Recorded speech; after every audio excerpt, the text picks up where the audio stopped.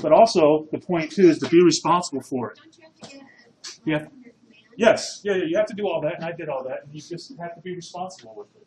Don't turn into some of my colleagues that Army secondary and civilian world is primary. That's not what you want to do. Or schedule yourself. Don't be a cheap and schedule yourself only on certain days. You know what I mean? If you have a day off, great, but don't ask for it. Just be responsible with what you're doing. Because it can really turn into something nasty if you try to force it. And then the opportunity is lost for everybody.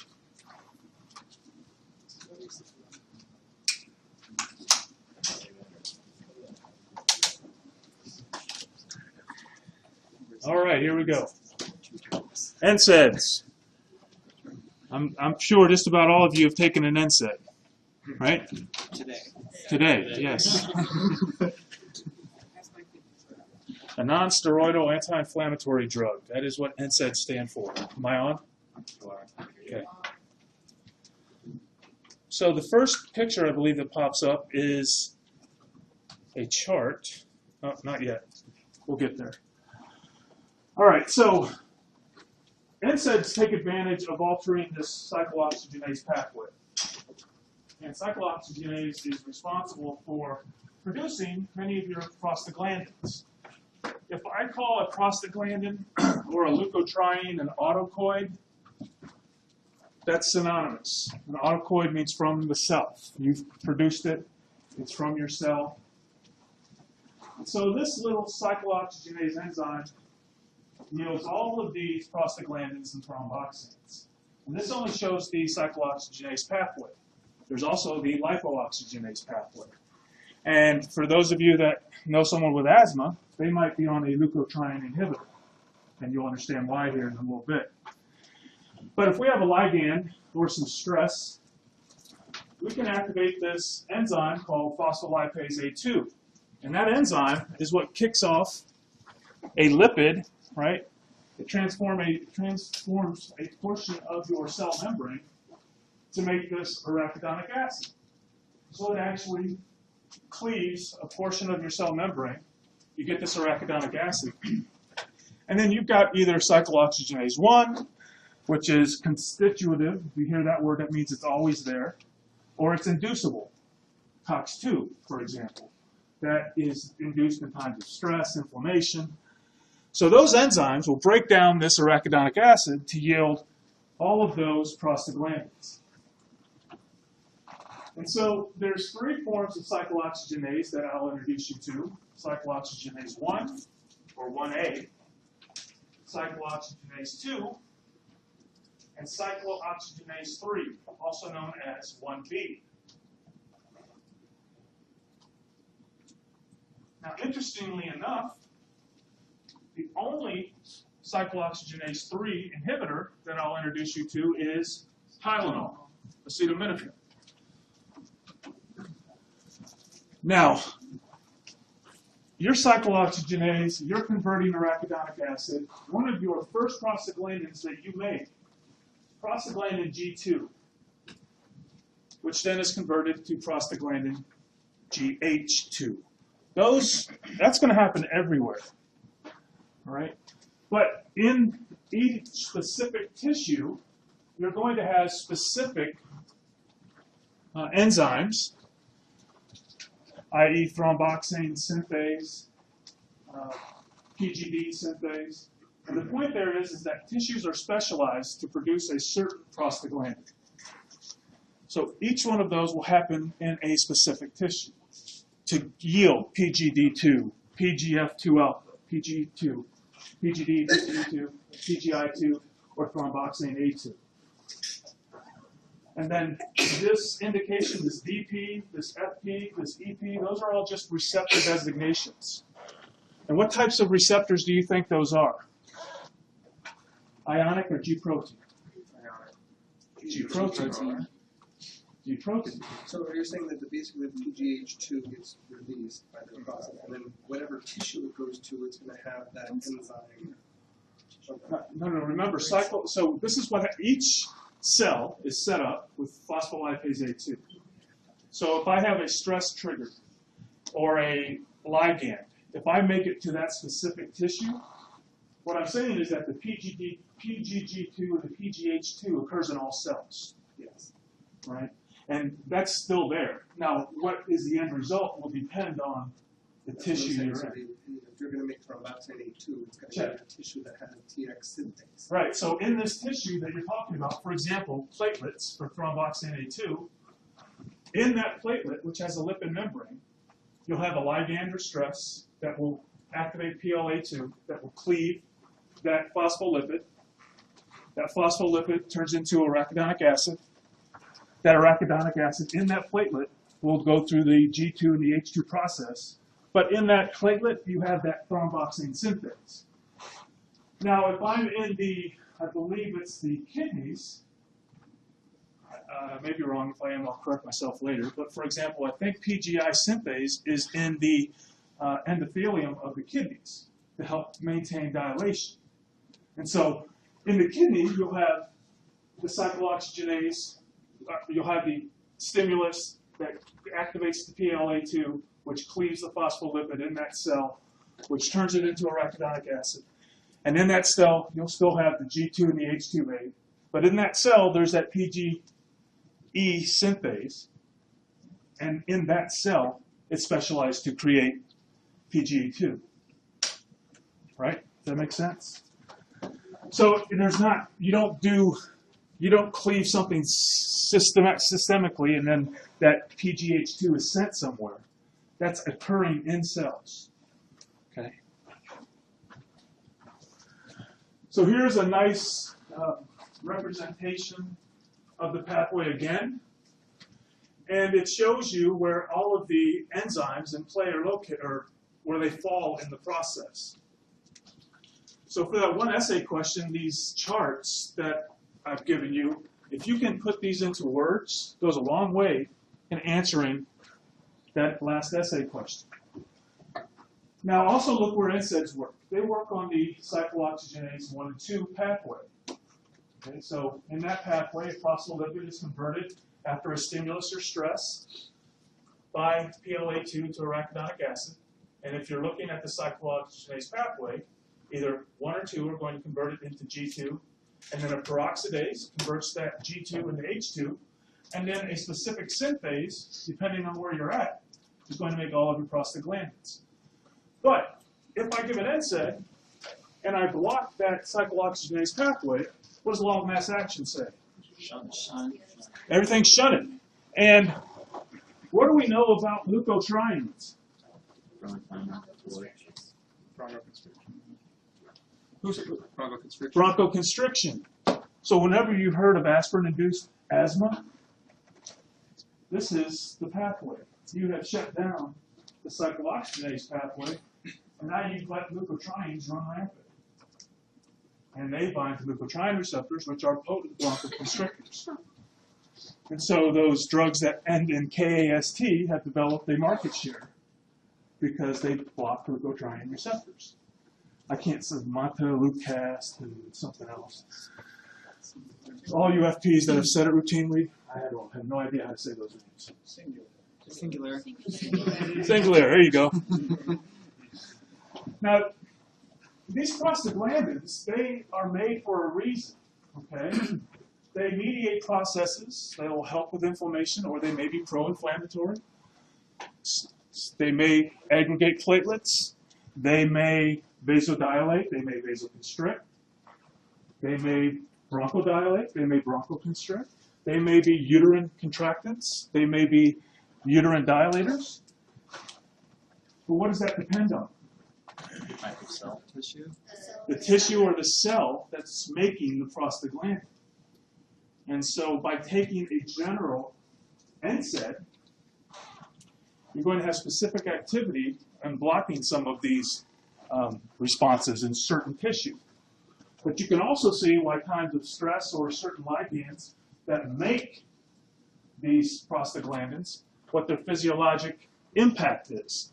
In fact, chemists take advantage of some of these prostaglandins and make it synthetically. And who up here has heard of PGF2 alpha, otherwise known as hemabate? Anybody? Hemabate is used, right? So it is a synthetic prostaglandin. But what does it do? It bronchoconstricts. Well, we don't really want to give that therapeutically for bronchoconstriction. But what about for uterine contraction? Postpartum hemorrhage? You give hemabate. So what's your implication when the OB says give hemabate? She's hemorrhaging. That tells you that she's bleeding. I give this hemabate. What might happen? This is that Dr. Bentley question. Bronchoconstriction. Airway resistance goes up. Bronchoconstriction, right?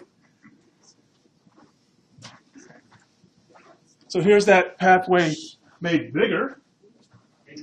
Yeah. Just spell hemabate or hemabate. Hemabate. We'll get there. Thank you. But again, I'm using that philosophy. I'm going to tell you what I'm going to tell you. I'm going to tell you. And I'm going to tell you what I told you. Right? So you can write it again and again. I appreciate it. No sweat. Now, here's something interesting. We need prostaglandins to have stomach protection. And what is one of the biggest problems with getting Motrin? Gastric ulcers. Gastric ulcers. Well, now you know why, right? Look at this prostaglandin, PGI-2, and one of its functions is gastric cytoprotection. You take that away, and now you set up the patient for gastric ulcers.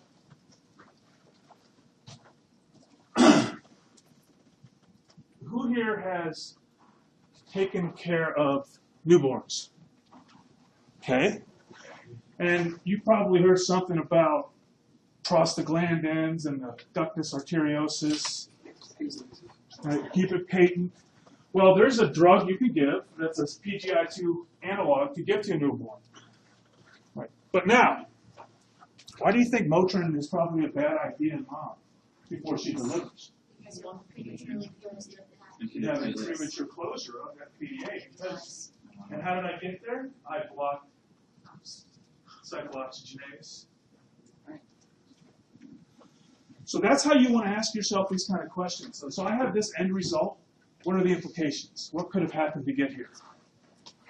Systemic administration gives you what you want. What you don't want. Systemic, so if I'm a synthetic prostaglandin, why was I created? Okay, I'm synthetic hemabate or prostaglandin. I'm created specifically for postpartum hemorrhage. But as an anesthetist, I got to deal with bronchoconstriction. I'm an NSAID. I'm made specifically to inhibit those prostaglandins that cause pain, right? The PGI-2, and then the, where's that? I thought there was a couple of them. Yes, and PGE2. Those are big pain mediators. But if you give an NSAID, is it specific? So now you got to worry about all the other issues. You see how that's kind of coming along? So when you prep that answer, you have to consider those physiologic actions and what your concerns are and what they're not. So, a clinical question to that effect, then, if we have these analogs to the specific prostaglandins, Check. have we not developed specific antagonists instead of having the general antagonists? They're in the works, but no. But no. The only specific NSAID that has been developed are the COX-2 inhibitors. And we'll talk about the bad press it received a few years ago and why it has bad press. Anybody remember what the problem with COX-2 inhibitors was? Sticky platelets. Sticky platelets, MIs, sudden death. And we'll talk about what happened with that as we move forward. So, but do you see, for example, thromboxane A2? Why do anesthetists want you to hold your NSAIDs prior to surgery? So you don't bleed, so you can aggregate platelets. And you're going to have to know that aspirin is 7 to 14 days to hold it for at least 7 days, and you're going to have to know that the NSAIDs are at least 48 hours. And we'll get there. And I probably would be prepared for that aspirin-induced allergy question. Yeah. Someone had a question? So here's another chart to reemphasize in a simpler way. You have your injury, your stress, your ligand, you cleave that phospholipid, you have your arachidonic acid. And now we're focusing on COX-1 and COX-2 specifically. We're not looking at LOX here. And the reason being is because you have non-specific NSAIDs, and then you have the celecoxibs, right? The Vioxx, the Celebrex, that will just block cyclooxygenase 2. Now let's look at that. If I just block cyclooxygenase 2, what do you think is better protected? Kidneys and the gastric mucosa, less ulcers, right? And theoretically, I should not have to worry about platelet function. But as we move forward, you'll realize that there was an issue with the celecoxibs. They're still used, but there's always a warning label that's given with them. So a big chart guide. I have big pictures. I'm a little Aspergerish. I like pictures. I like to explain them. So I give you lots of pictures. Now, what does the red arrow mean here? Yep. And what does the green arrow mean? Induce, stimulate. Everybody, this slide says that just about everybody's on NSAID at some point in their life. Got it. Now, here are some specific tissues to associate with some of your prostaglandins. If I'm looking at the cyclooxygenase 1 pathway, then I know that I have a high amount of prostaglandin production in my GI tract. Right? If we block it, we get ulcers. My platelets, we block it, we bleed. Right? The kidneys, one of the concerns with Toradol, many of you have used that, is renal failure. Anecdotally, one-time dose, right? I still use it a lot. But what do? You block prostaglandin production, which dilates renal arterioles, and you can decrease GFR and make the kidney ischemic in theory. But then I look at cyclooxygenase 2. Now, that's not always present. It's inducible. And what do you think induces it? Stress. Stress, injury, pain. And so it makes sense that I'd be found in inflammatory cells. I'd be found in the brain, right?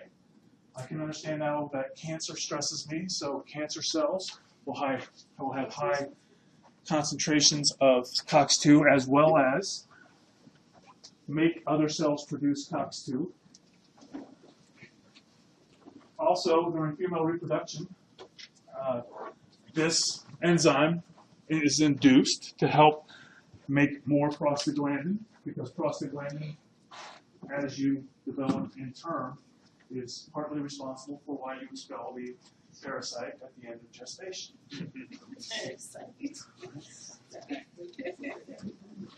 By definition, a fetus is a parasite.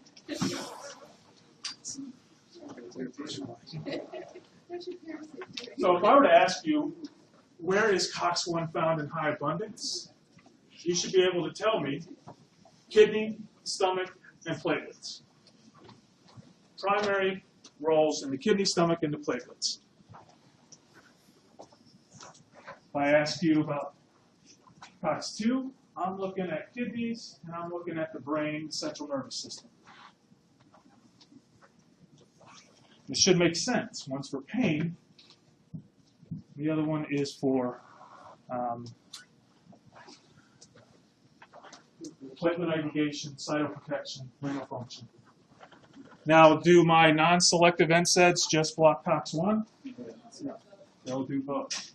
And it's great that we're blocking cyclooxygenase 2, but now we've got to deal with blocking the effect, or deal with the effects of blocking cyclooxygenase 1.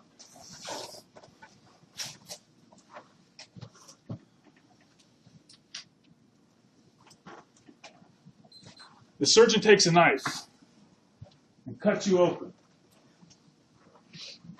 Do you not immediately release mediators of inflammation? Right?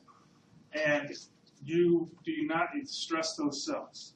So those cells can now generate COX-2, make prostaglandins. And what do you know about prostaglandins and peripheral sensitization? They increase, they help sensitize nociceptors, they help increase your receptor fields. And if you increase your receptor fields, do you send more or less stimulus to the dorsal horn? More. So you can see, you can deduce now why regulating COX-2 may be involved in peripheral sensitization, and thereby leading to central sensitization. And if I increase my excitation to the dorsal horn, do you think that I will increase or decrease COX-2 regulation at the dorsal horn? Increase. Now, I didn't teach you anything about COX-2 at the dorsal horn with wind up in central sensitization, and I don't want you to go there in regards to trying to tie that into central sensitization. The point is, increased activity along the dorsal horn is going to upregulate essentially cyclooxygenase 2, which will make prostaglandins, and you know that prostaglandins sensitize things. So not only do you have the NMDA pathway, the NK1 pathway, but now you start to include this, and you just further increase that vicious cycle.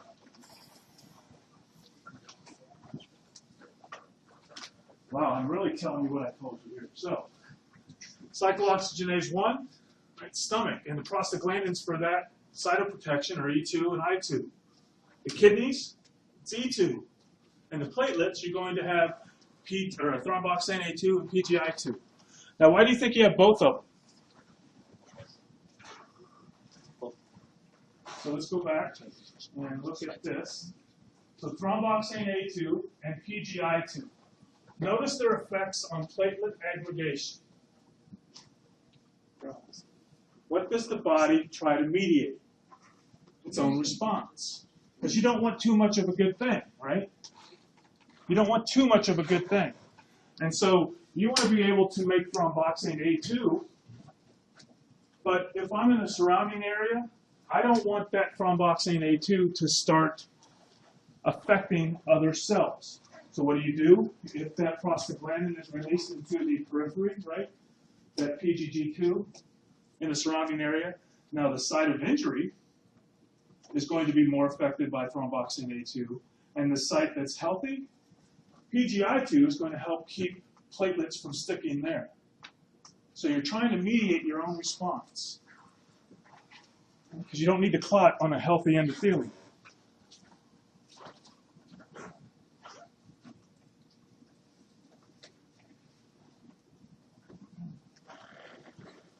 So in my mind, what are the top 3 problems with giving, top 4 problems with giving NSAIDs? The first thing that you should say is, no, that should be the second thing. Remember, we're airway, breathing, and then circulation. Okay, airway reactivity. Now, so the rest of them, let's see. Okay, now we can get down to circulation. Bleeding. Gastric ulceration. And then potential for renal vasoconstriction. And if I have renal vasoconstriction, can I become anuric? Yes, sure. This is largely because you don't have the protection for the norepinephrine and the angiotensin II. This is that. So yes, if you're stressed, right, norepinephrine's released, you're trying to, that fight or flight response, and the prostaglandins are trying to keep your kidneys from shutting down during times of stress. But now that if you block your prostaglandins, you're going to have increased sympathetic tone to your renal arterioles, and you don't have the dilating substance there anymore. And so now you could cut off that kidney and kill nephrons.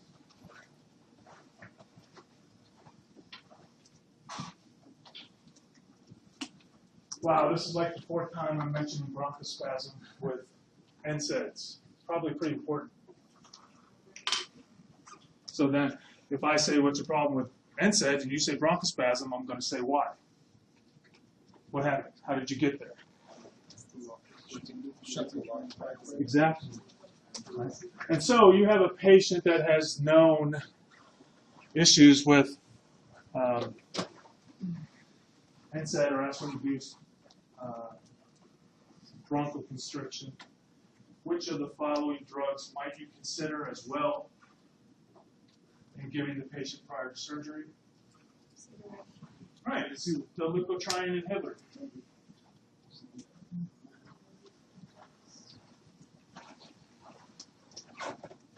Now, I put this in here because I'm on NSAIDs all the time. They kill So you have arthritis. You take an NSAID for pain relief. But guess what you do? You make your arthritis worse. It's awesome. It feels better. It feels better, but then you got to keep eating that Ranger candy. Right? So that's just there to show you that if you have somebody that's on an NSAID for arthritis, that their pain levels may be a little increased, maybe a little sensitive, because what are they doing? They're causing further destruction to the joint. Now, how does an NSAID work? This picture is taken out of Goodman and Gilman.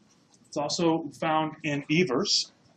And it shows you a stick figure diagram of what the cyclooxygenase enzymes look like. Now, if I am cyclooxygenase 1, and I am a generic NSAID like Motrin, I'm going to fit inside of both enzymes, and I'm going to block the catalytic site pretty easily. But if I am a toxin, I don't really fit in cyclooxygenase 1. I can't reach the catalytic site. But I can fit into cyclooxygenase 2, and I can block the catalytic site. And why do I use the term catalytic site? What is happening there? The active site for arachidonic acid. That's the site where the magic happens. The arachidonic acid binds to the. What do enzymes do? Do they cause a reaction? No, they just facilitate it. Here's a nice colorful picture to kind of understand the spectrum of the NSAIDs or the COXIBs that you'll give. And so the way you look at this is that you look at COX-1 and COX-2, and it says constitutive. So what do you know automatically? They're always there. And so if I want to block COX-1, right now I have to use a traditional NSAID or aspirin. Aspirin is not really an NSAID by definition, but it is in the same category so in its effects. It's non-steroidal and it's an anti-inflammatory. So you can include aspirin with this traditional NSAIDs. But now you are Tylenol. And why do you think you should become a little bit more familiar with Tylenol? Huh? Is everybody taking it? Not only that, but guess what it comes in now? IV form. It's called Oframed. And you're going to give a gram of that. And look what it does. It's just hitting that COX-3 and maybe COX-2b. But you have much less effect on platelets. You will ward off fever. And you will help reduce pain. Because it does hit one of the isoforms of cyclooxygenase 2. Now, when you're looking at these arrows, the extent of these arrows go with, you kind of can draw lines as to the degree of effect that they have on mucosal protection or renal blood flow, inflammation, pain. So that's how you read that. Now, if I give you one of those things, and let's say I draw a line for the parameters of acetaminophen, that's what I'm blocking. Does that make sense?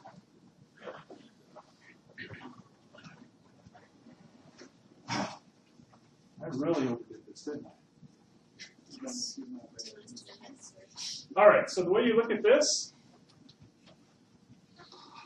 do we give, the patients take steroids all the time? Some. So steroids, do they increase inflammation or decrease inflammation? Decrease. Okay, so what this is telling you up here is I give a glucocorticoid, a type of steroid. I am going to increase this production of lipocortins. And the effect that lipocortins have on conversion of the phospholipid to arachidonic acid is to inhibit it. As well, glucocorticoids are going to inhibit the second form of cyclooxygenase, cyclooxygenase 2. Now, when you look at this, what is the end result? Well, you're going to maintain the function of COX-1, so you're going to have your cytoprotection. And the goal is that you're going to just decrease the inflammatory and the painful issues of COX-2. But by giving a glucocorticoid and taking away one of the doors or one of the avenues for arachidonic acid, what do you set that patient up for? Now, academically, you would say a shift to the right, but what do we know that steroids do? They also include phospholysis. That's right. So you will decrease airway reactivity with your steroids ultimately because you are hitting the rate-limiting step. So what is the rate-limiting step of prostaglandin production? Phospholipase A2.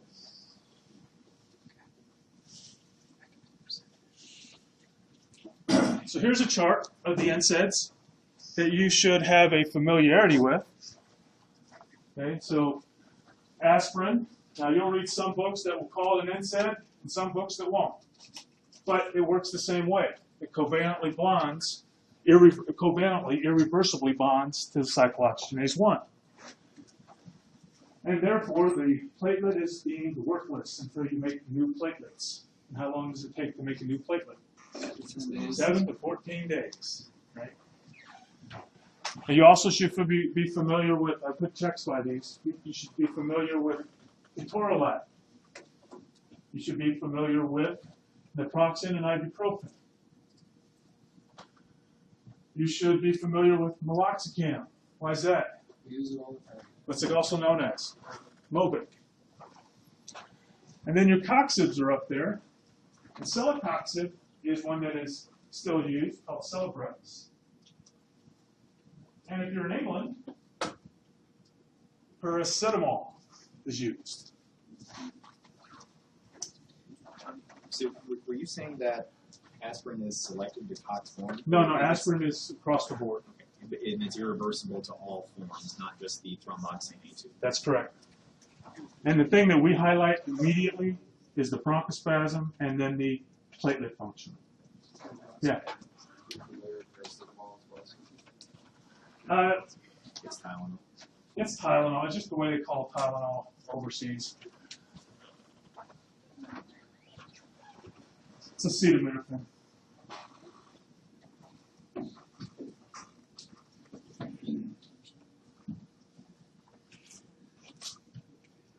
What was I meaning with this? I think the point here is that regardless of what you're using, an NSAID or a COX-2 inhibitor, you're only going to get so much effect. Why?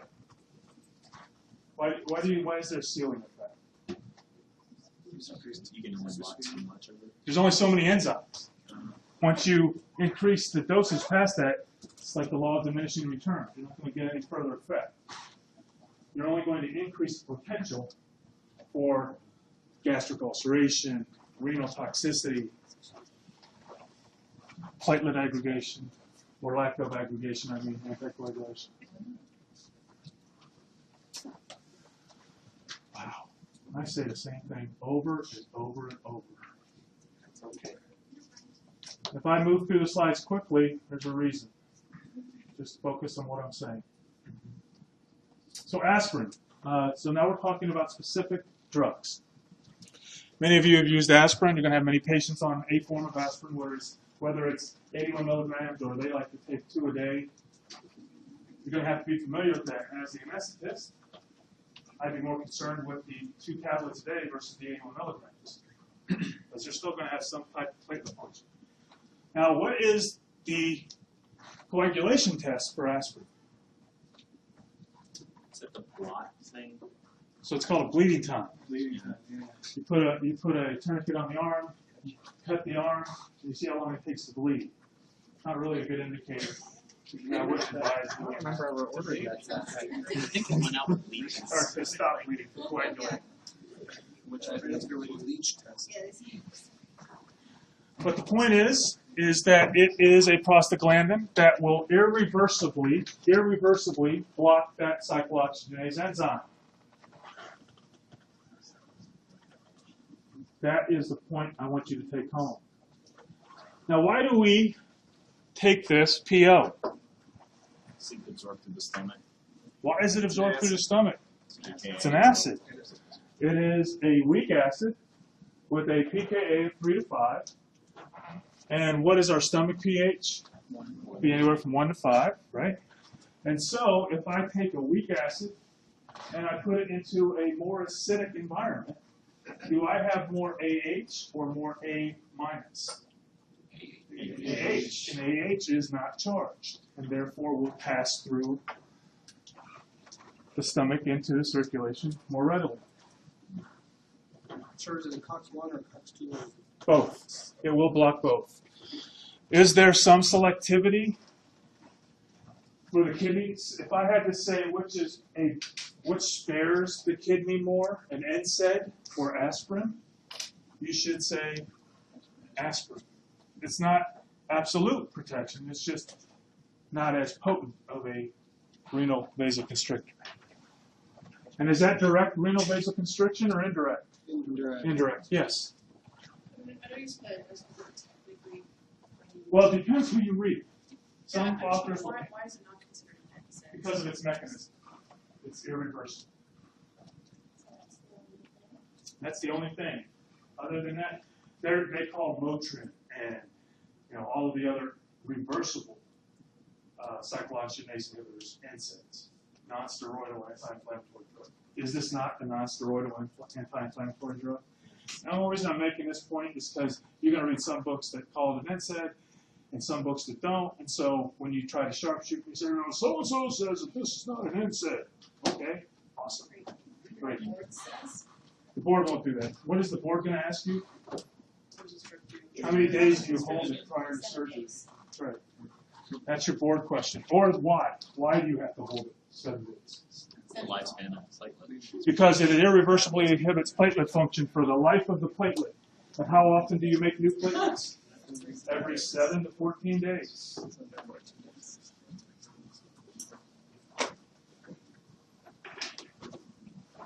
So I don't think it's a stretch to hold you to why you use aspirin. Hopefully you all know that by now. At least now you'll know why you give it for MI prevention, why you would give it to take fever away, and why it would take away pain.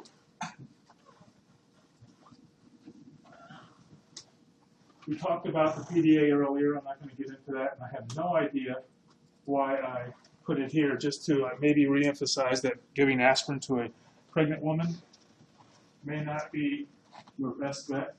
Giving Motrin to a pregnant woman may not be a good idea, because if you inhibit a certain prostaglandin, you'll close the ductus arteriosus. But that brings up to light that those of you that have worked with newborns, you may have used a drug called Indomethacin as a rectal suppository, or usually that's how it's given, and that will promote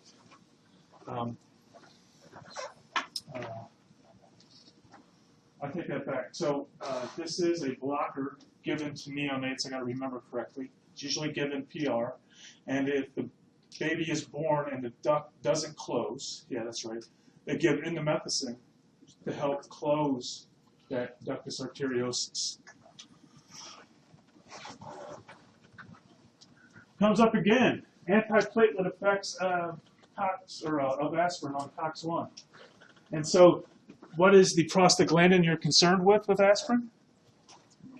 Thromboxane A2, because that is what promotes platelet aggregation. If you don't have it, you can't clot.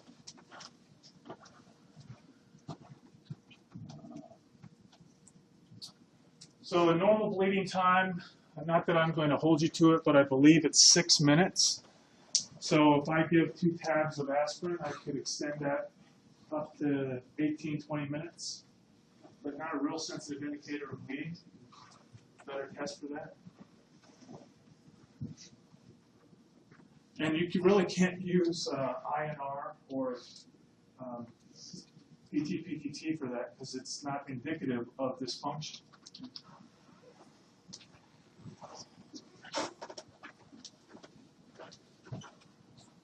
So here is the big point, 7 days. I'm going to stick you to 7 days. You're counseling the patient preoperatively. Patient states that they take two tablets of aspirin every day, and your advice to them, or your dictate to them, is your surgery will be canceled if you don't stop taking your aspirin 7 days before surgery. So they have to stop. Okay? They can switch to an NSAID in the meantime, because then you would counsel them to do what with that NSAID? 48 hours. Stop it 48 hours prior to their surgery. Do you usually consult cardiology or neurology for that? Because I've seen a lot of like rebound platelet aggregation strokes. Now, I would say that they're using a different dose of aspirin. 81 milligrams is not 650. So it just depends on how much aspirin. I'm not going to tell someone taking a baby aspirin for its antiplatelet effects to stop taking it. Because there has not been any literature to suggest that baby aspirin has prolonged bleeding in surgery. At all. Yes. Does that help at all? So you're talking about you only hold it if it's above the once-a-day baby aspirin. That's an okay baby aspirin every day. Yeah. Keep taking it right up Right. to a certain. Because they're not taking it for pain. They're taking it for their anti. Yeah. How does that drain it? Acid form? Oh, how do you get rid of it? Okay. It's an acid. It has to be excreted. Has a charge on it, right? Now, if it doesn't have a charge on it, where do you chew it up? In general rule, if it doesn't have a charge, if the drug doesn't have a charge, it's chewed up in the liver or it's given a charge to be excreted by the kidney. But if it already has a charge, it is excreted by the kidney. So we had that conversation about alkalinization and local anesthetics. Well, the effect is opposite here. If I want to get rid of aspirin, I'm going to hyperventilate you. Why? Because I remove all of those hydrogen ions, or many of them, and now do I have more AH or A minus? A minus. And since it's charged, where does it get filtered through? The glomerulus, and it gets dumped into the urine. Right? Man, those are good questions. I don't have to remember those.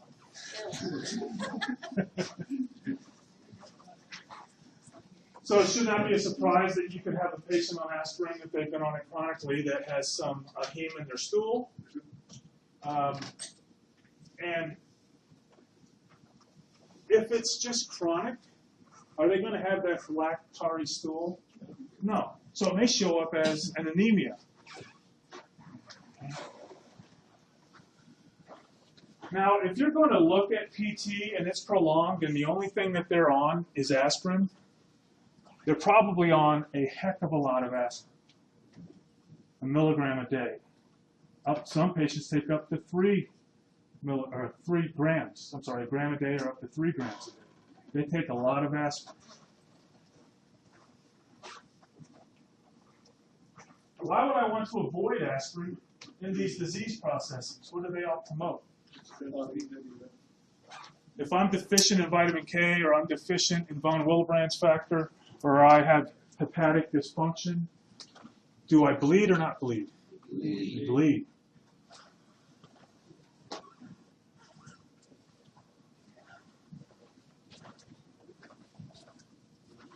Okay, so tell me intuitively, your body, someone ingests a heck of a lot of aspirin, right? And that's, why would your body want to hyperventilate?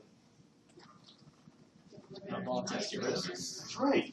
Your body says, this stuff is killing me, and subconsciously, I'm going to breathe as fast as I can. I'm going to try to get rid of this. And that's an indirect action to the fact that what are you giving to the patient? You're giving them an acid. You're dropping their pH.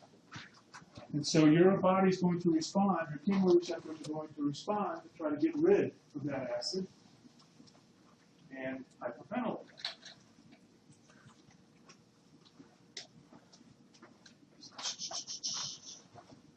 Someone comes to you and they say, I take aspirin, but what did you say? My ears are ringing. I may be taking a little bit too much aspirin. I didn't hear what you said. If you take enough aspirin, you can stimulate the chemoreceptor trigger zone. It is a stressor. So the last bullet, based on alkalization of the plasma, should make sense. If I can increase renal function and make the blood more alkaline, I should be able to get rid of this acid.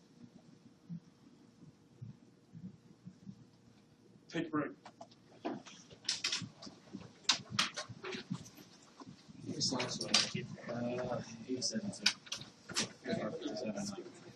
Oh, good. We may have a lot of time for review then.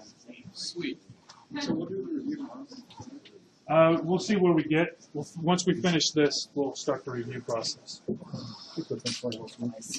one here, this the point when This is just the cyclical nature, right? So I start having pain, I start taking my NSAIDs, I start degenerating the joint, start having more pain, I start taking more NSAIDs, and start degenerating the joint even more, so on. So that's just so the NSAIDs. I guess what's the process? vasoconstriction. Okay, so the constrictive.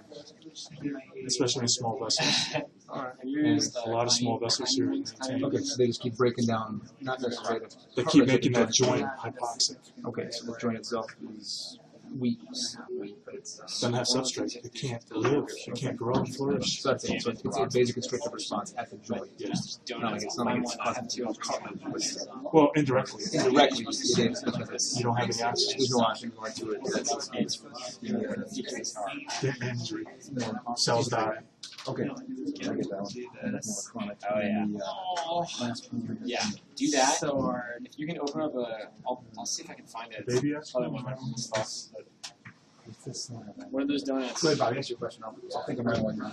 Just want to clarify this here. So uremic acid is still LC, 1 pH. But your uremic Yeah, patients, same what do they usually, what is their problem? From time to time. If they're uremic, it's usually an indicator of renal. Myself down the hall. Also, uremia, pH will decrease. Yeah, and also uremia patients themselves are in an anticoagulated state because uric acid promotes leak. So two reasons. It does. I can't explain why I don't remember. I have to go prep for yours. So this is more Watch the kidney function, not Yes. changing the pH. No, uremia is a procoagulant. No, uremia is an anticoagulant, and it also is fairly indicative of renal function. Because if you can't clear uric acid, it's telling you that something's wrong with the patient. I mean, with that scenario, or if there's an otherwise adverse effect for the aspirins, hypoventilation help.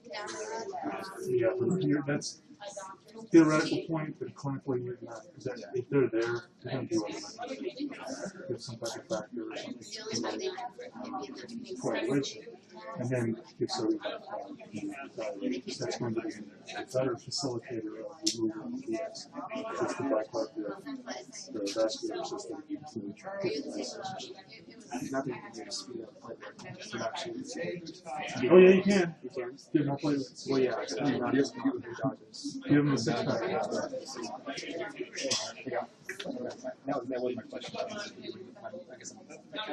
I guess so do you make Uric acid. uric acid? So yeah, Can't get rid of it. Whatever. So yeah, the gouty arthritis. Yeah, that kind maybe you have no renal function, but you have gout. Okay. Uric acid itself has an effect on coagulation cascade to inhibit. So that's really Okay, so it's almost like a synergistic effect of uric aspirin, yes. uric You acid. give the aspirin, it's going to inhibit your platelet Okay. function, which is already compromised by the uric acid. Got it. Synergy. Thank you. Yep. 16, 17,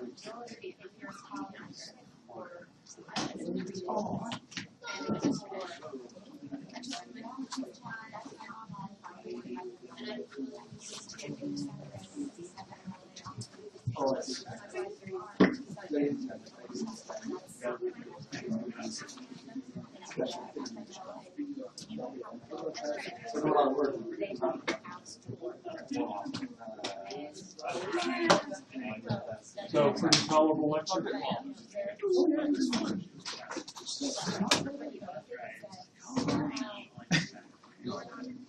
Sorry.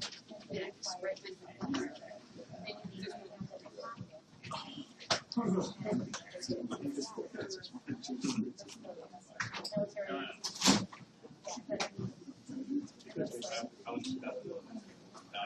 as of today, I've been a member of the armed forces for 26 years and 10 days. You put in your papers? No, not yet. I can't. I have an obligation. Actually, right? I'm not doing, oh, not 30 active. It'll end up being 28. It'll be 22 active and then the rest is February 17th. Paperwork goes in. Oh, yes, I am. I'm at 890 days today. I started the countdown at 1,400 days.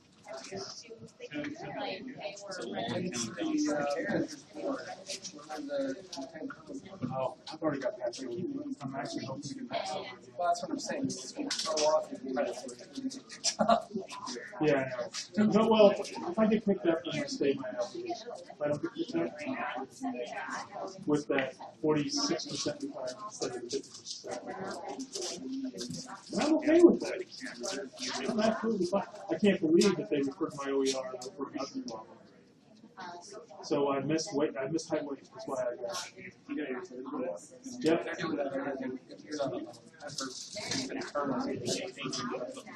But so I missed my first height weight ever, right? And then I go in for medical workup. So instead of holding off on referring that OER until the medical workup is done, they still do it. So I got passed. So just because I found out, just because you had an R beside your last OER. You're not alone. Several hundred people that same obligation. But I'm in a good place. It's all good for me. It still doesn't It's like, it's like, well, and then I start looking at a little bit. They paid over almost $200,000 for medication. They're lost. Oh, no, my PhD. No. So they did both. This is 77 grades. Is more than 500,000. Oh, when you look at salary and Oh, everything. yeah. You can't just ignore that. Moving and expenses that they pay. Yeah. And as soon as I saw that OPER came out, that Passover, you can do the early retirement if you're over 15. Even if you have an accent? We'll see. That's the thing. If they make me serve it, that's fine. But I'm going to apply for it. Yeah. I'm going to apply for it. When does that next one come up? Next one will be in February. So it's a start. And you think I'm going to get another business? You think I'm going to change anything? Because whatever, I worked in for 3 years. And this had weight one time, 26 years, 25 years.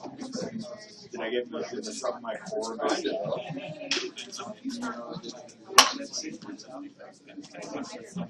It's not bad. I do it once every couple of weeks. It's nice to, I mean, 1 8-hour shift, you're going to make it nice. Oh, I see.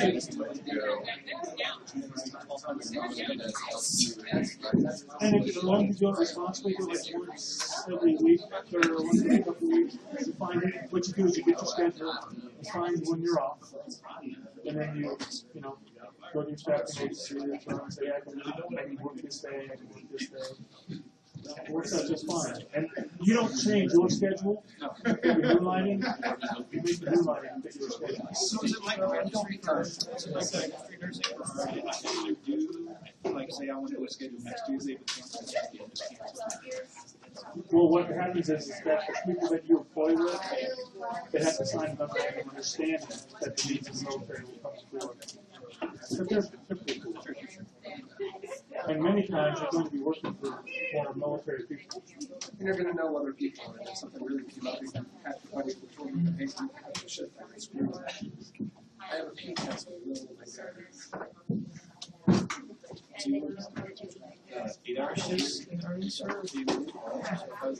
So it depends on what your schedule. So you may be usually your schedule is for 24, 2 8s, right? And a call. So, but if you're there for the 8, and say Mr. Smith is civilian CRN, 3 o'clock rolls around, because it's kind of like, So you are. yeah. Military doesn't leave until all civilians leave. Yeah, it sucks. You end up running all like pieces. They know this. They know at 3 o'clock they're going home. They're going.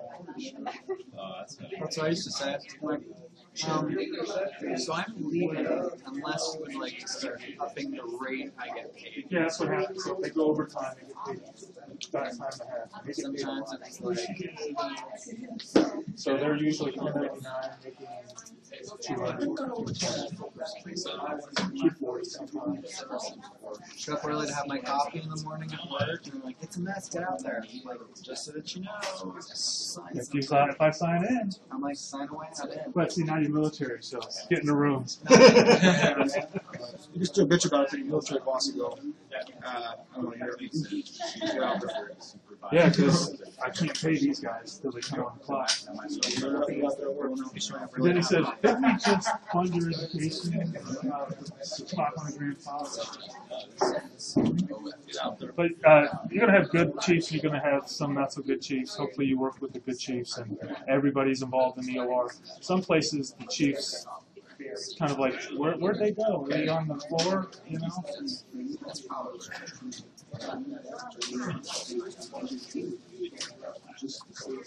My advice is be a good chief. Okay, let's get back in our seats, try to get through this.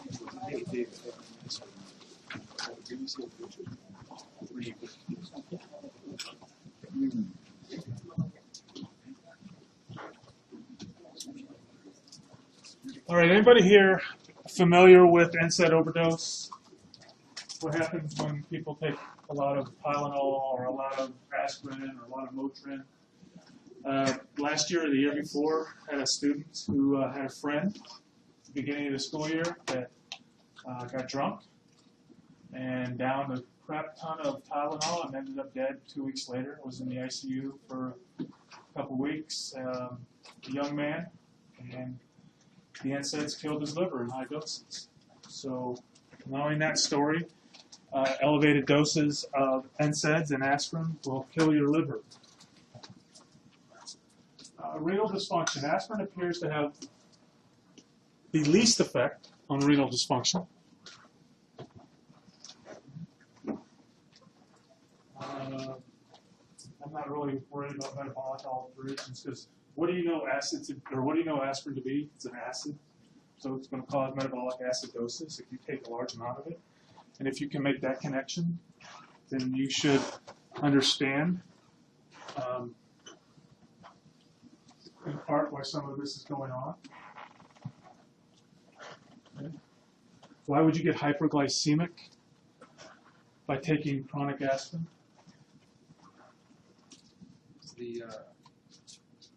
It's a very simple stress response.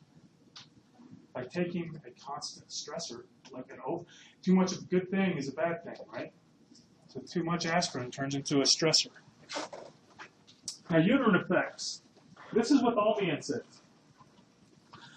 Okay, so we're at delivery. I don't want to give an NSAID necessarily because I don't want to have to worry about the neonates' ductus arteriosus. But also, prostaglandin receptors are in part what make your uterus contract and expel the parasite, right? As well, you need those prostaglandins afterwards to constrict the uterus. Because what happens is that placental connection with the mother, it leaves some open vessels. And if you don't have the ability to clamp down on those vessels, you are going to bleed. And bleed very quickly. A gravid uterus will bleed at about 600 to 700 mL per minute. And how much blood do you have on average in your system? About 5,000 mL. So do the math. 5,000 divided by 700 is how many minutes? Not much. Less than 10 minutes. They can lose their blood volume. Now, there may be this board question with kids and viral infections, and you give them aspirin, it can cause this thing called Ray's syndrome. That will be a level 1 recognition question. I don't know the pathology behind it. I'm not worried about the pathology behind it. I just want you to understand that if you've got kids, young kids, that aspirin may not be your best choice, and that Tylenol would be a better choice. And this is one of the reasons why. Because if somebody's sick, do you know if it's bacterial or viral? You don't.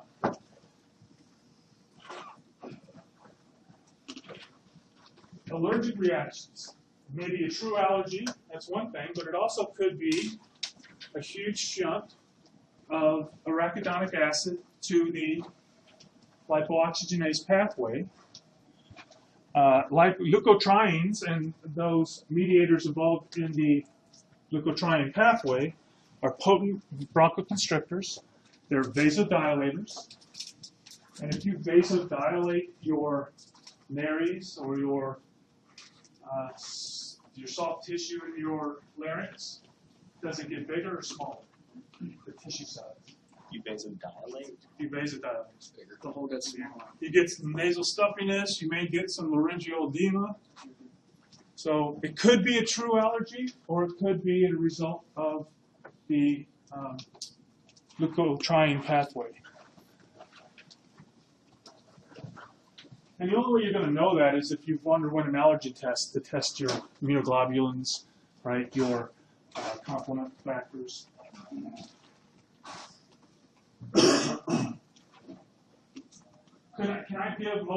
Should I be concerned about giving IV Motrin, also known as Caldolor, to someone who has this aspirin-induced sensitivity? Yes, because that bottom bullet is telling you that patients who have these problems with aspirin tend to have problems all across the board. So the 2 IV formulations of NSAIDs that you might use are Caldolor, which is IV Motrin, and Ofirmev, which is IV Tylenol. If you want to learn more about those 2 drugs, if you look at the Cyclooxygenase drug book version 2 on your G drive, it's a collection of all those package inserts, and those 2 are on there if you want to read a little bit about them. It took me like 5 days to put that together. So you said the 2 IV NSAIDs is Ofirmev and Ofirmev, which is your acetaminophen, and Caldolor. Huh? Tylenol is considered an NSAID. Class 3, or also known as 1B. But she's right. You usually won't. But what do you see called an NSAID all the time? The English version of Tylenol, paracetamol. Right? That's acetaminophen. Yeah. The previous slide, what's the difference between aspirin and salicylic acid? I thought there was a explication. Probably more like the salicylic acid. One is a prodrug of the other. Yes, yes. Aspirin turns into salicylic acid.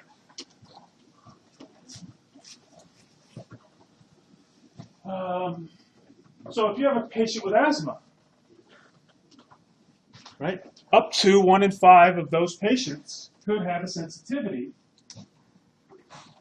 to aspirin-induced asthma. That's what that second bullet is saying. Does that make sense? So you've got someone who has severe reactive disease using Ketorolac or using one of those IV formulations of your NSAIDs, or may not be your best bet.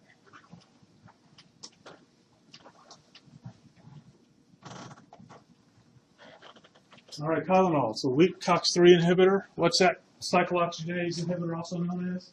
Or cyclooxygenase 3 is also known as? 1B. Make sure you write that down.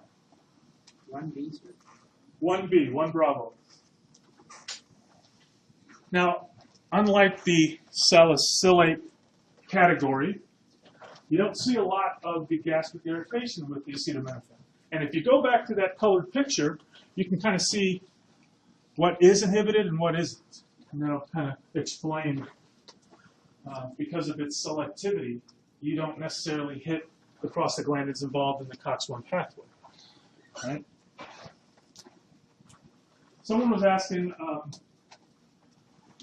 about uric acid and aspirin earlier. Just to just to reflect back on that, uric acid itself will make you bleed.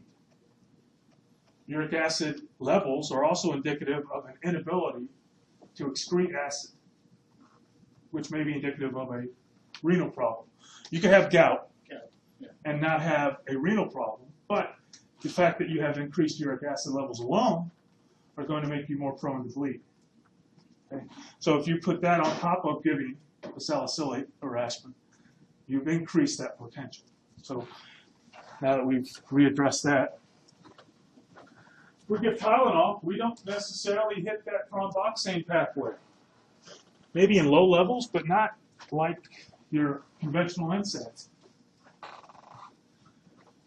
Now, it's the central effects of acetaminophen that you're taking advantage of. The effect on the fever center, right? Because it is very good in decreasing prostaglandin production in this thing called the preoptic area and the OVLT, the organosum vasculosum of the lamina terminalis. That is your fever center. And there is EP receptors. And when prostaglandins hit those EP receptors, your fever goes up. So if you inhibit those prostaglandins in those areas, you break fevers. What was that fever center against? The preoptic area, I won't hold you to it, it's just kind of cool to know. The POA and the OVLT, organosum vasculosum lamina of the lamina terminalis. If you're interested, I had to write a paper as one of my PhD candidate qualifications on the topic. I know way too much about it. So acetaminophen. You're going to learn that acetaminophen has to be broken down by the liver, but acetaminophen metabolism also involves a very caustic substance that is produced. And it is that substance which will kill your liver and which will kill you. If you drink alcohol, you further decrease the liver's ability to metabolize it, and you increase the concentration of that toxic metabolite. So by combining a case of beer and going down or drinking a fifth of whiskey and then trying to kill yourself with acetaminophen is very effective. You can definitely do that if you want to. It's a slow, painful death. Now here's that pathway. If we look at acetaminophen in the right box, we see that acetaminophen undergoes metabolism through the P450 system. That's cool, that's all you need to know. Now acetaminophen by itself, 5% will go unchanged in the urine. The liver is going to glucuronidate 45% of it. It's going to sulfate 45% of it. It's what, 95%. But it makes 5%, the P450 system, is also going to make this thing called NAPQI. That's fine. That's all you need to know what it is. And that is what kills your liver. Now you have some sulfur stores. You have some glutathione. And that is going to help detoxify it. But if you take enough of it, you only have so much glutathione. Your P450 system is very efficient. It works very, very well. So imagine taking a huge amount of this Tylenol, making a lot of that NAPQI, but you don't have as much of a capacity with your glutathione stores to detoxify it. So you can see how that could build up. Right? And that is what this is showing you over here on the right. When you overwhelm these pathways. Okay?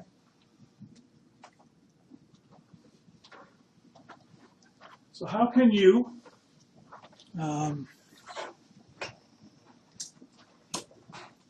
alter acetaminophen metabolism by being an alcoholic? Well, you think you're well nourished if you're a chronic alcoholic? You think your sulfur stores are what Jesse's are right now? No. Probably not. I hope not. You don't come in here all rosy cheeked and red nosed, so I'm hoping that you're not a chronic alcoholic. So what do you end up doing? You don't have the capacity to break down that toxic metabolite. So this slide is showing you how to use new sort of mucimist. Smells like rotten eggs. But why does it smell that way? Because it's sulfur containing. You take it. Okay? It's also known as N-acetylcysteine. And this is sulfur containing, and it's that sulfur capacity that increases your glutathione stores, and it can do it relatively quickly, and thereby the hope is you can better detoxify that NAPQI.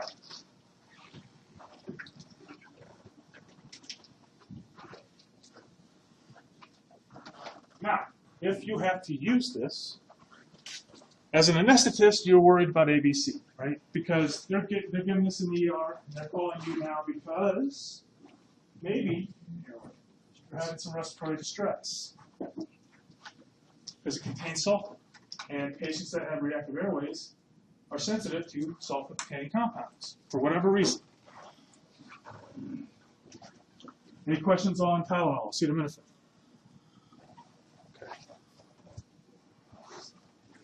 Diflucinol, there it is. There it goes. Indomethacin. What is the one question that I might ask you about indomethacin? Baby's born, having problems with the closure, and you might give this in a rectal suppository. Okay. Sometimes, if who here has had gout before? Yes, ma'am. The patient or personally? Baby. Baby's already born. Baby's already. You don't want to close the duct in utero. You want to wait until the baby's out. So who here has had gout? Personally? Or personally, I've had it personally. So you may hear about colchicine. It's a treatment for gout, but this is another indication for indomethacin. If traditional measures aren't working, you might see some patients on indomethacin. This is also known as Indocin. Okay. So those bottom two bullets are what I would focus on. That third bullet, great. It's awesome for ankylosing spondylitis. I have never seen someone on Indocin. I'm not saying that they're not. I just haven't seen it when they come into the OR. Oh, I want Indocin for my ankylosing spondylitis.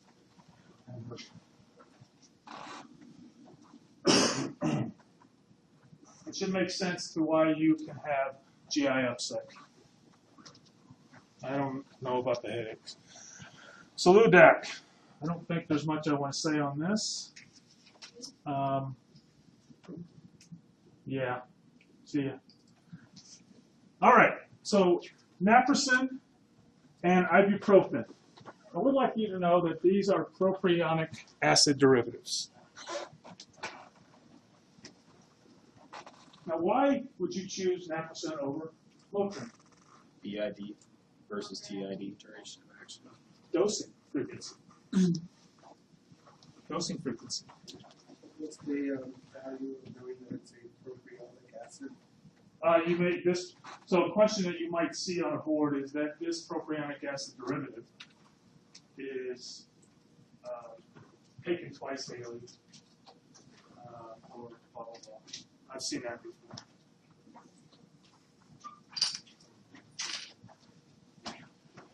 Now it says that GI upset and mucosal ulceration are less severe, but what will I say to you in return?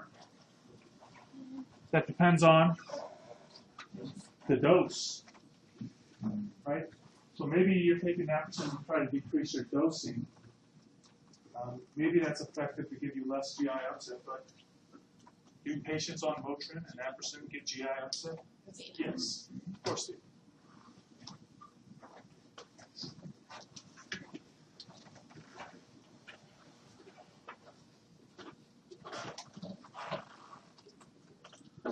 Are NSAIDs weak acids or weak bases? That's propionic acid, so That's the weak acid. How do you get rid of acids? Pee them out. So, renal dysfunction could exacerbate the effect of inhibiting prostaglandin synthesis.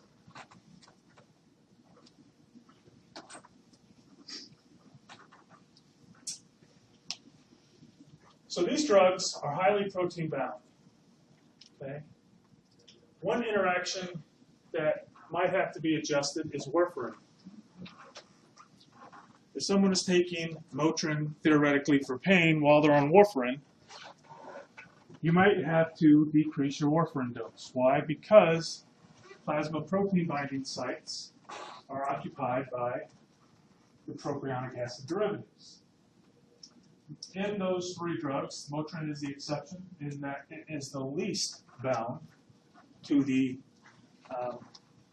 albumin. Is this all Nsaids or just the propionic acids? Just these derivatives.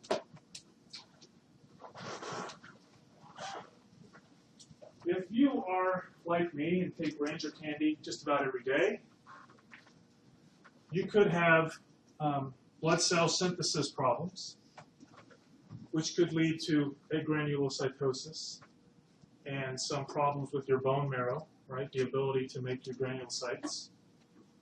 But it's chronic administration of your Motrin.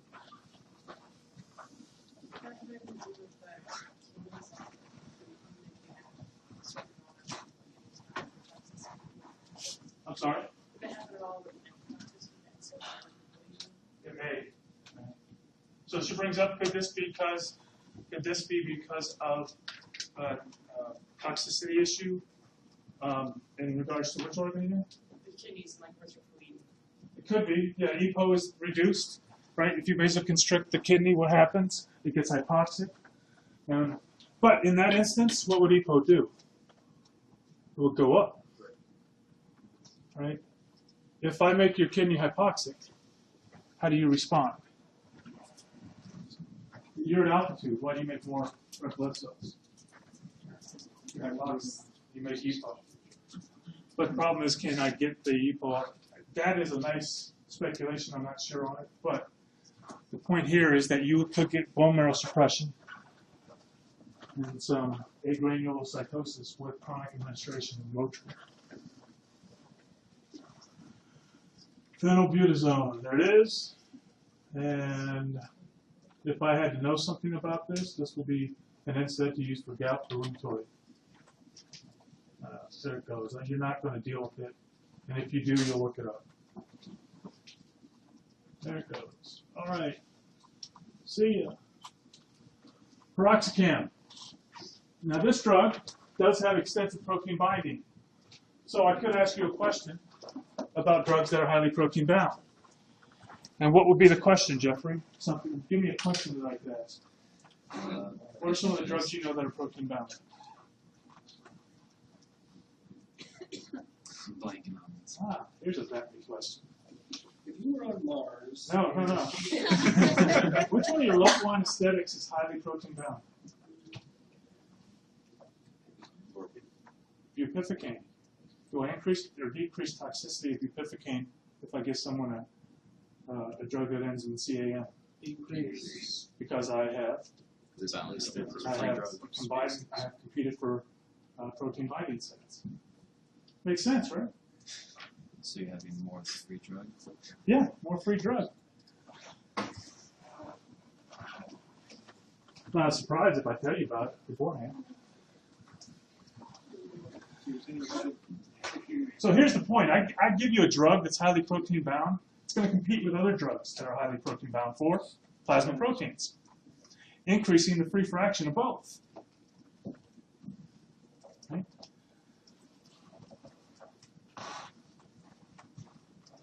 I got two doors and I shut one. We got to go through the other one. We got to go through another one. Okay, so Toradol. I'm going to give you some advice. If you are in the GU room, you're in the ortho room, or you're in the OB suite, ask before you give this IV drug. Because those surgeons, depending on how they were trained, may love it or may hate it. And why might they love it? That's narcotic. Especially if I'm GYN, right? Because this is going to help with that uterine spasm, that contractile response when they mess around with the uterus, even in the non-gravid state. You know, they go in and do a lap, say they do a ovarectomy or something and they're messing around with the uterus. It still hurts, when it cramps up. And so you can help with that. But a different GYN may say, no, I don't want to have to deal with bleeding. I don't want to have to worry about renal dysfunction. Ortho may love it because it's great for bone pain. But they may hate it because what did I just say it does to joints?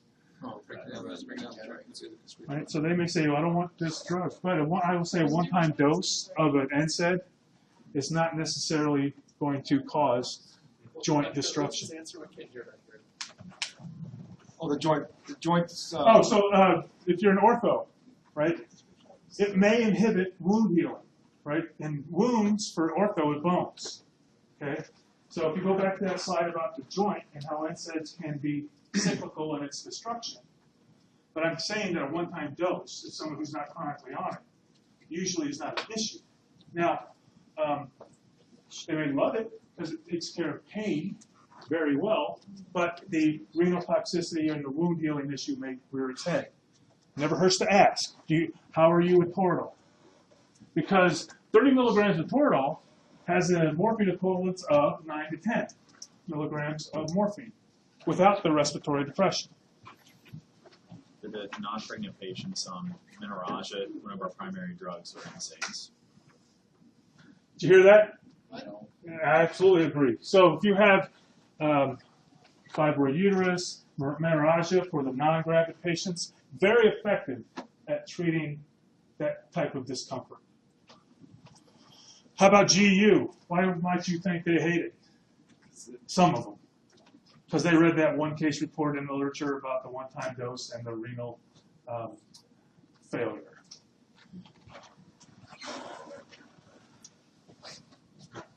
So this is an NSAID. Does bleeding go up or down? So when you give it, don't give it prior to surgery. Give it after hemostasis has been obtained.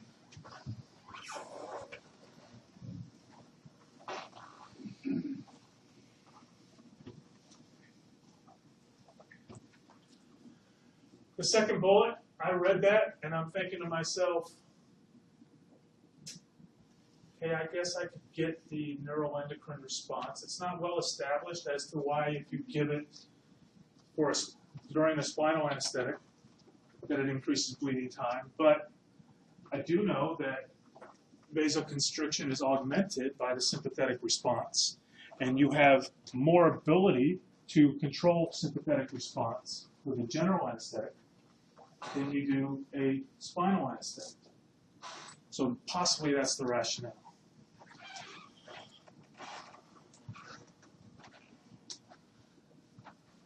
So there's two words in white. That should make complete sense by now.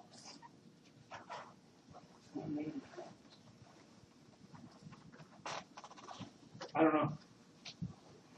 But I will focus on the reactive airway and aspirin sensitivity.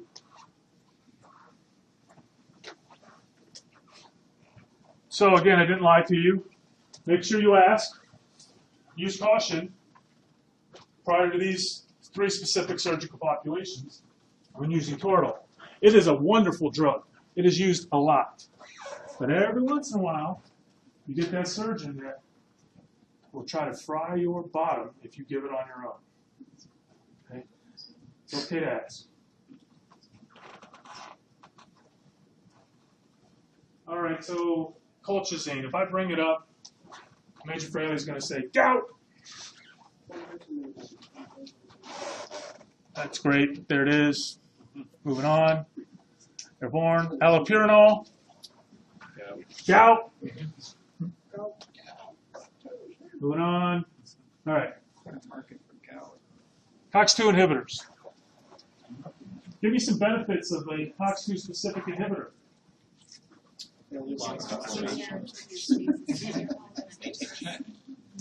GI protection.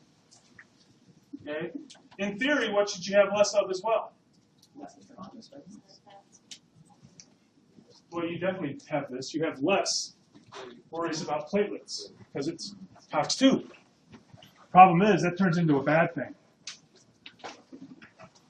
So here are 3 typical toxins. One that you know by Celebrex, celecoxib, rofecoxib, I believe that's, I don't remember which one that is. but then valdecoxib is Vioxx. I think Vioxx is off the market now. And the reason you use these toxins are for pain. That should be no surprise. I don't care that you know the dose, because I'm into the process. You can learn the dose when you are at phase 2. We talked about the selectivity. A COX-2 inhibitor doesn't fit where? COX-1. It can't reach catalytic site. So you're not going to have an effect on platelets. But why do I say it turned into a bad thing? Well, it appears, so it looks like this does affect a anticoagulant prostaglandin. And which one is that one? Of the anticoagulant. PGI2. So think about thromboxane A2 and PGI2 on a level, on a scale. I give a COX-2 inhibitor. All right? All of a sudden I lose all of my PGI2 and I gain all of my thromboxane A2. So what do I start making everywhere? Clots.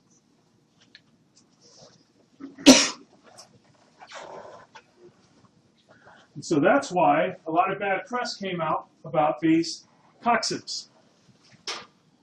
Anybody remember the hockey player that died? He was a professional hockey player. No. But he made like moves. Like he was healthy, took a COXIB just for his joint pain, and like during practice one day just fell over dead. And so here's that warning. And I've tried to read it at your own, but today we'll focus on the bottom portion. And it said selective COX-2 inhibitors reduce prostacyclin production, but leave thromboxane A production unchanged. So I have increased my procoagulant prostaglandin, and I have decreased my anticoagulant prostaglandin, increasing the likelihood of a clot or atherosclerotic plaque formation. The higher a patient's cardiovascular risk, the more likely an adverse event would occur after COX-2 administration. And there's the citations for those 2 studies. So that's when the black box warning came out. Well, here is the interesting thing. There was research done prior to this, which is why it was such a big deal. And what only gets published? The good stuff. The bad stuff doesn't get published. They had good data that showed that it did this before moving for FDA approval. Problem is the FDA approved. So celecoxib is the first one. So what happens now before you prescribe it? What do you have to do? Counsel. You got to counsel your patient of all of these bad things. And does it happen in everyone? No, absolutely not. So celecoxib came out first, and you can understand why it's used. Rofecoxib came out.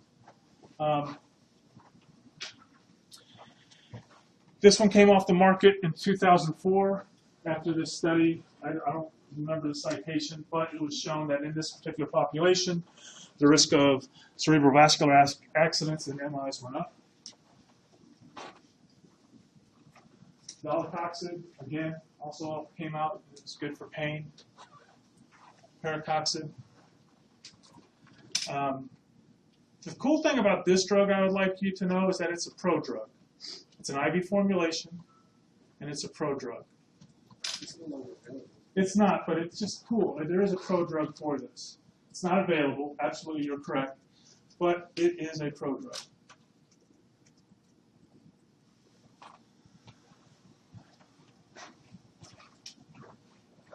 So COX-2 inhibitors are all very lipophilic.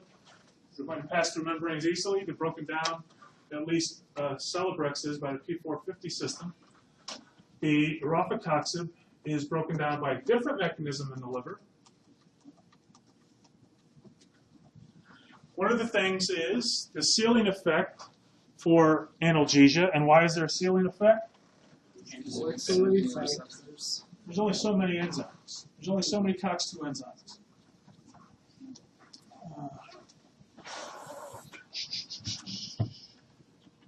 There should be a D at the end of this. We're going to move on to this.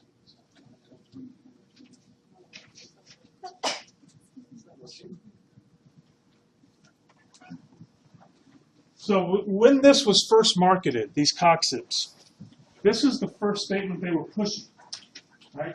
That the advantage was it didn't have any effects on the prostaglandins that would affect platelet function. They're half correct. Right? It doesn't affect the ones. It doesn't affect the ones responsible for aggregation, but it does affect the ones that are responsible for anticoagulation. Now, it is still used, Celebrex, for those that just can't stomach the traditional NSAID, literally. They just can't stomach it because of gastric ulceration.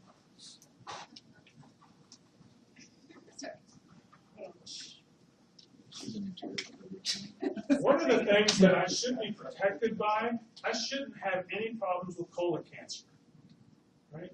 Because if I take a conventional NSAID, I can reduce my risk of colon cancer by half. And it's been found that in these colorectal cancers, COX-2 expression is greatly increased. So COX-2 inhibitors may have a role of prevention for colorectal cancers. It is shown that people that receive Celebrex have a decreased incidence of GI polyps. I'm big on getting your colon checked. My mother died of colon cancer at the age of 62. She never got a scope ever in her life, ever. And guess what her presenting symptom was? Constipation. She goes in for a scope, and guess what there is? A huge mass. 30 days later, she was dead. So make sure you get your Roto-Rooter.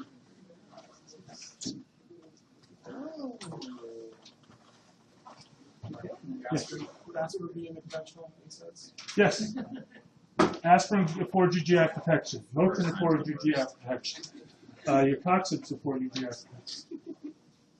All right, so what are some of the common side effects of NSAIDs? Should not be a surprise. Gastric ulceration, bronchospasm. What else? Bleeding. Right? Renal. GFR. So if I say GFR reduction, does that make sense with everybody? GFR reduction is analogous to decreased urine output. It's analogous to decreased urine filtration. I'm decreasing the filtration rate in the nephrons.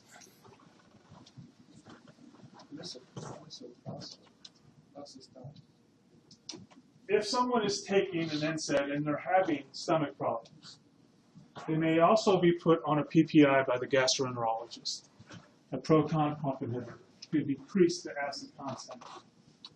They may be also put on an H2 receptor antagonist. H2 receptor antagonists decrease acid production in the stomach. They also may, in bad scenarios, I don't know why they wouldn't switch them before they had to do all this, but they could give them an analog of a prostaglandin that is gastric cytoprotective, and that's your misoprostol or Prostal.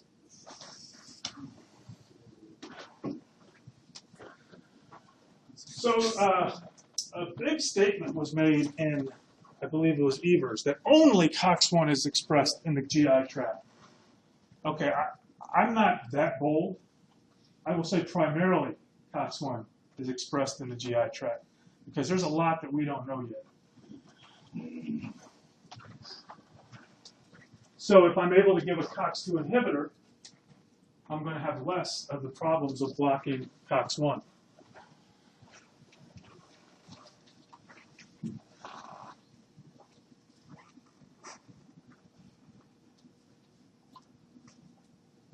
So the first statement is stating that there's no evidence that NSAIDs contribute to gastroesophageal reflux disease.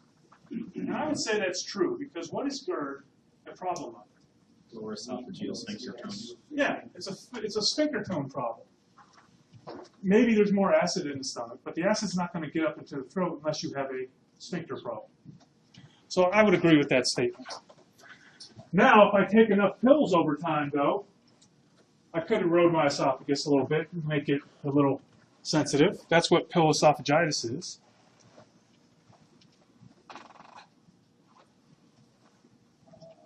You've got somebody who is taking a steroid, maybe for asthma or for some other issue, and then they take an NSAID, their risk of GI ulcer formation is greater than if Motrin or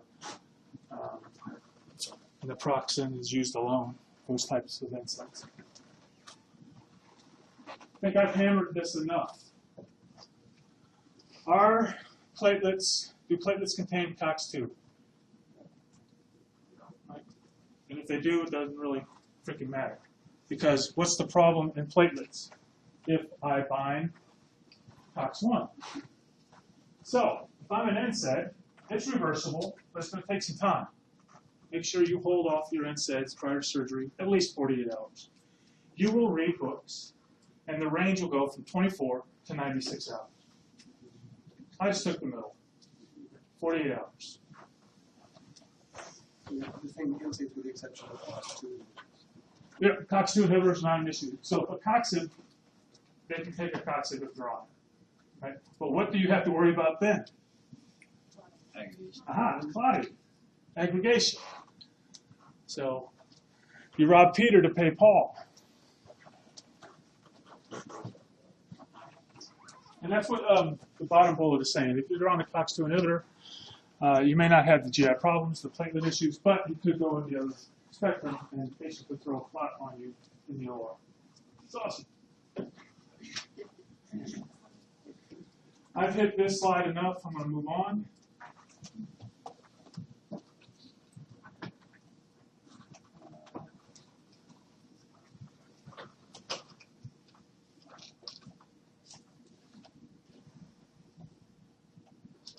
Here's a question. Why might I result in some systemic vasoconstriction after using NSAIDs? What are some of the issues that you can see?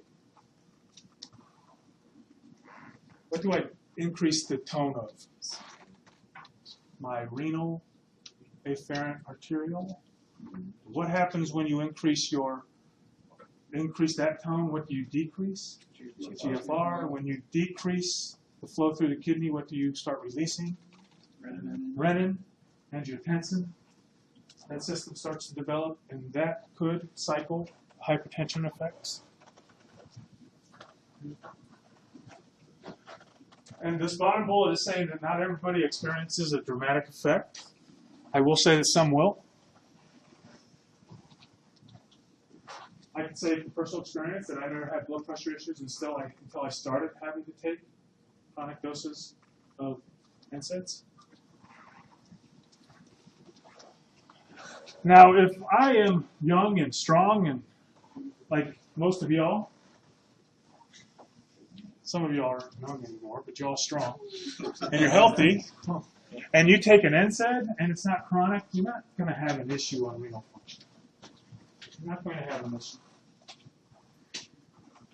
But if you read that case report in the patient that had Toradol and had the acute renal failure, more than likely you inhibited prostaglandins that were responsible for renal vasodilation, and you caused medullary ischemia in the kidney. How many slides do I have? We're going to drive through this, and I think we'll finish all right. And in the next two periods, we'll just have reviews.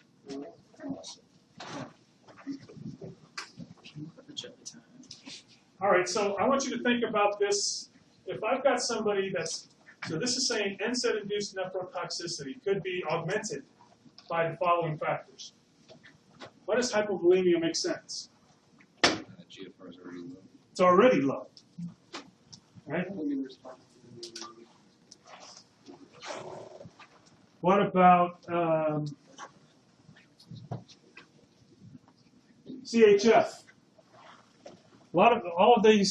Most of these have to do with stress, the stress response. If you increase your norepinephrine outflow, what do you do to the afferent arteriole to the kidney. It's constricted. It all comes down to that.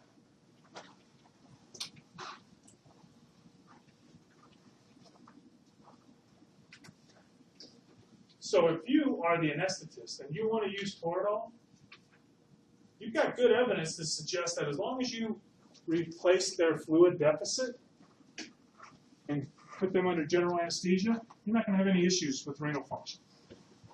Okay? But there's that one case report that's out there that may skew some of your surgeons to say you're not going to use Toradol on my patients. But that patient was also taking an NSAID chronically.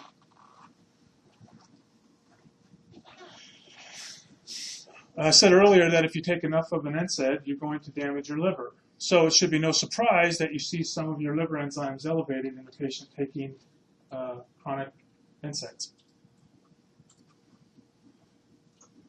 Now here's a couple. I would not prescribe Celebrex or give Celebrex to somebody who has a sulfonamide hypersensitivity. That would be a bad idea. You're going to have an anaphylactic reaction. We talked about the aspirin-induced asthma. We talked about the tendency of reactive airway in the asthmatic with NSAID use. Again, here we go with the asthma. Make sure you're in tune with that pathway. What's going on up here, guys? You're called to the ER to do a spinal tap to rule out meningitis. Lo and behold, cultures were clear, and you come to find out that the patient was on an NSAID. Right? The patient has reflux and arthritis. So the meningitis could have been caused by a combination of taking Motrin and an H2 receptor antagonist. Don't ask me why, but clinically presents this way.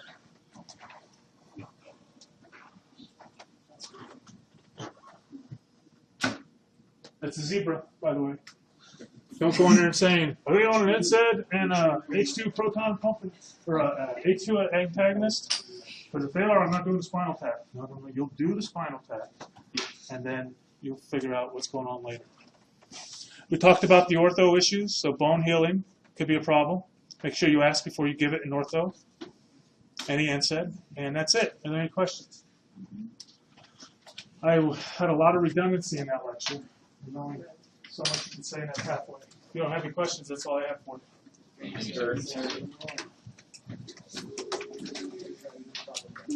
So that concludes the block of material for the exam.